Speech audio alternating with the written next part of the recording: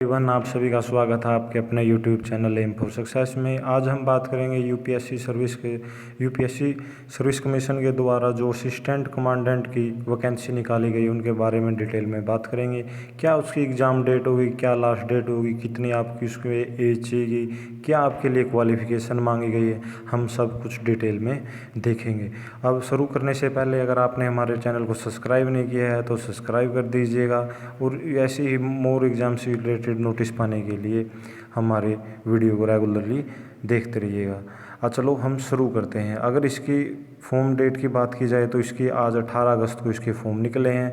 18 अगस्त से लेकर 7 सितंबर तक इसके फॉर्म भरे जाएंगे। जैसे ही चलो हम डिटेल में देखते हैं इस नोटिस में क्या क्या दिया हुआ है इसके बारे में।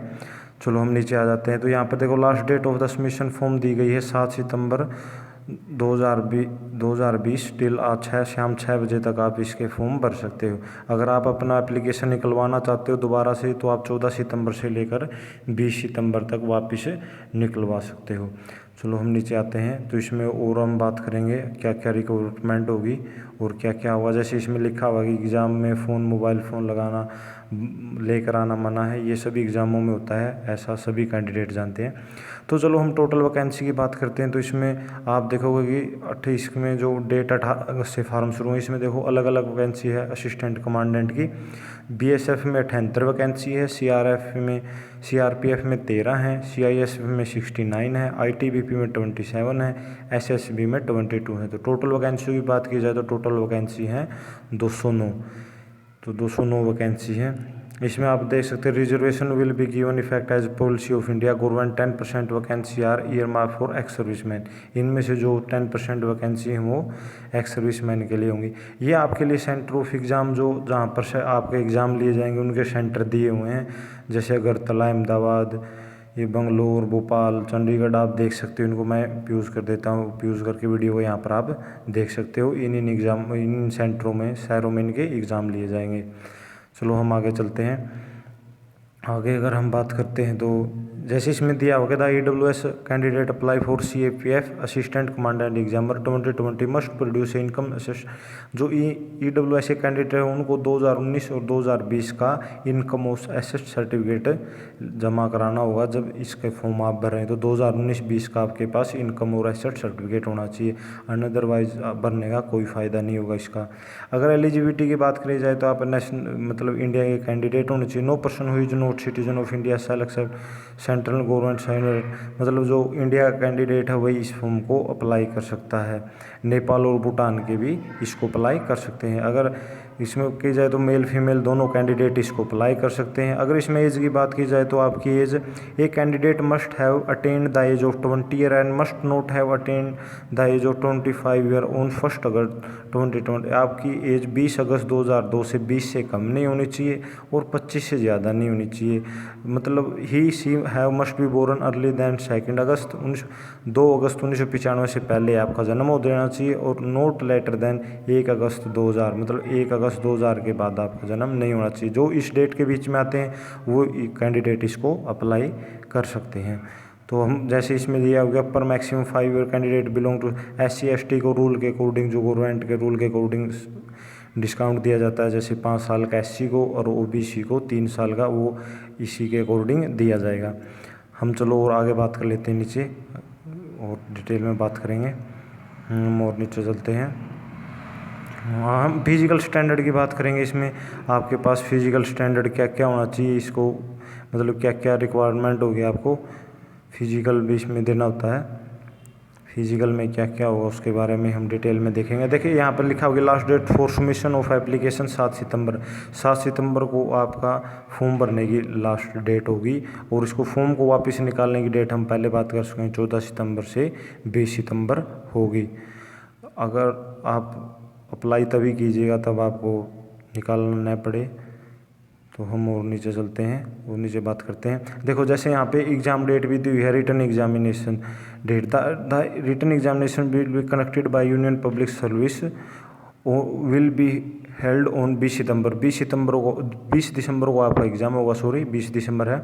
Will be comprise 2 paper, 2 paper होंगे। पेपर 1 विल बी 10 AM से 12 नून तक आपका पहला पेपर होगा, और पेपर 2 है जो 2 PM से 5 PM के बीच आपका लिया जाएगा। अगर इसमें पेपर की बात की जाए तो पहला पेपर 250 नंबर का जनरल एबिलिटी और इंटेलिजेंस 250 मार्क का होगा, और पेपर 2 है वो जनरल स्टडी, ऐसे और कंप्रेंशन 200 मार्क्स का होगा।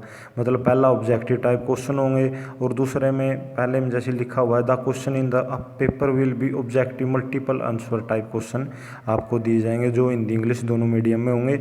लेकिन जो पेपर 2 है वो आपको मतलब कैंडिडेट को जो ऐसे कंपनी इंग्लिश हिंदी मीडियम में आपको रिटर्न एग्ज़ाम होगा जो सेकंड होगा, उसमें आपको ऐसे कंपोनेंट इन हिंदी और हिंदी इंग्लिश में लिखने होंगे। Medium of the precise return compensation component and other communication language skill will be in English. जो ऐसे हैं वो आप हिंदी इंग्लिश दोनों में लिख सकते हैं, लेकिन जो और प्रिसाइज रेटिंग हो गया, कॉम्प्रिहेंशन वगैरह हो गए, वो आप इंग्लिश लैंग्वेज में आपका होगा। चलो और बात कर लेते हैं, नीचे जाते हैं। तो जैसे यहाँ पर देखते हैं कि हम candidate will qualify in the return, जो रिटर्न क्वालिफाई एग्जाम में क्वालिफाई हो जाएगा उसके लिए फिजिकल एग्जाम होगा। जो फिजिकल में क्या क्या रिक्वायरमेंट होगी, जैसे 100 मीटर रेस में मेल को चाहिए कि 16 सेकंड, तो फीमेल के लिए होंगी 18 सेकंड, 18 सेकंड में फीमेल के लिए होगी और 16 सेकंड मेल के लिए। 800 मीटर की रेस की बात की जाए तो उसमें मेल कैंडिडेट को 3 मिनट 45 सेकंड में क्लियर करनी है, वही फीमेल को 4 मिनट और 45 सेकंड में क्लियर करनी है।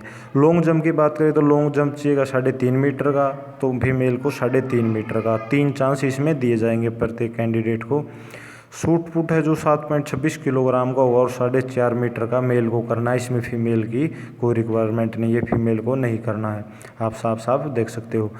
तो जो कैंडिडेट इसमें डिस्क्वालीफाई होगा उसको डिस्क्वालीफाई कर दिया जाएगा। जैसे इंटरव्यू और पर्सनैलिटी टेस्ट है वो 150 नंबर का होगा। The interview and personal test will be carry 150 mark का आपका, इसके बाद 150 मार्क का आपका ये होगा।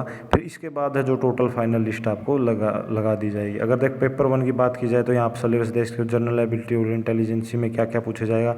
जनरल मेंटल एबिलिटी टेस्ट होगा, जनरल साइंस भी आएगी, करंट इवेंट, नेशनल और इंटरनेशनल इंपॉर्टेंस इवेंट आएंगे, इंडियन पॉलिटी एंड इकोनॉमिक्स आएगी, हिस्ट्री ऑफ इंडिया पूछी जाएगी, इंडिया एंड वर्ल्ड ज्योग्राफी के बारे में पूछा जाएगा।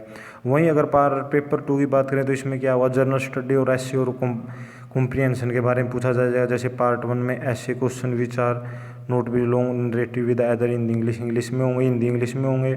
वही पार्ट 2 में precise writing with communication skill language आपको 120 मार्क्स के होंगे। जो आपको इसमें टॉपिक दिए जाएंगे वो आपको आपकी लैंग्वेज टेस्टिंग के लिए दिए जाएंगे। इसमें आप डिटेल में देख सकते हो। मैं इसका नोटिफिकेशन का जो लिंक है वो डिस्क्रिप्शन में डाल दूंगा, आप वहाँ से नोटिफिकेशन को भी डाउनलोड कर सकते हो और फॉर्म भी अप्लाई कर सकते हो।